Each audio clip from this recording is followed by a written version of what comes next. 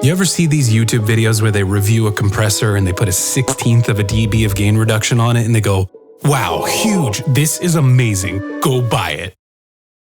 Sponsored by Waves. And it's fine to be gentle, and sometimes you need to be gentle, but it's a little misleading because they're not telling you that the signal they started with already looked like this when they got it. I guess they assume that most people are advanced and know that the signal's been treated and processed a lot beforehand. Except the issue with that is that they're usually aimed at beginners. So when you hear that conservative advice, no more than 2 to 3 dB of gain reduction, it feels a little deceptive. There are surprisingly few people out there who will show you what goes into cooking a completely raw digital recording. If you're a beginner, and of course it depends on the genre and the types of sounds you're after, but in modern times it's a lot more compression and saturation than I see most folks talk about. I guess it's just kind of a given, like yeah, it's 2024, this has probably been juiced and had the daylights compressed out of it. But maybe not everybody knows that. The whole point of this is to tell you to do whatever it takes to get the sound you're after, and that may very likely mean a lot of compression and saturation. And it might mean ignoring the advice that Jonathan Mixman with 80 million subscribers gives you. If your samples are already out of the box looking like this, then you probably won't need to, but that even goes for your contact libraries. A lot of them are pretty raw and clean to begin with and will need a good amount of processing to fit into a modern mix. One that comes to mind immediately is this Piano Colors library.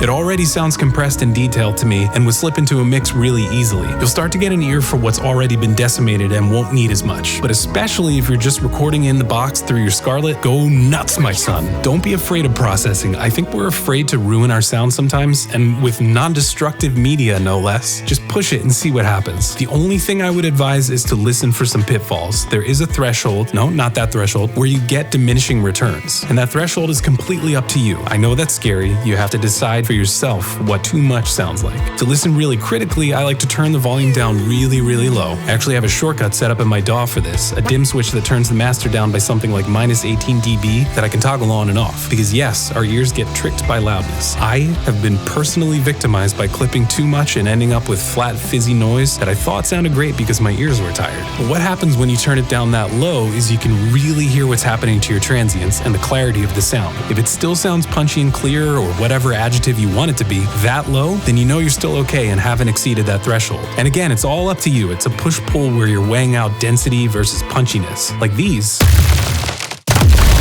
still sound punchy to me, but you never know it by looking at the waveform, which looks compressed as hell. I'm always trying to find some middle ground between density and punch, where it feels like there's big transients even if there are actually very little. And that might mean doing seemingly counterintuitive moves like sharpening a transient only to then compress and squash it down, and then maybe sharpening it again and then clipping it off. It's more about the perceived dynamics than it is actual dynamics. That's the biggest caveat with compression and saturation, is just to listen carefully to whether you're getting diminishing returns if you've sacrificed too much punch for body. And there are other ways around that too. Lately I've been doing another seemingly counterproductive move where I smash up the sounds and then have them underneath a volume envelope.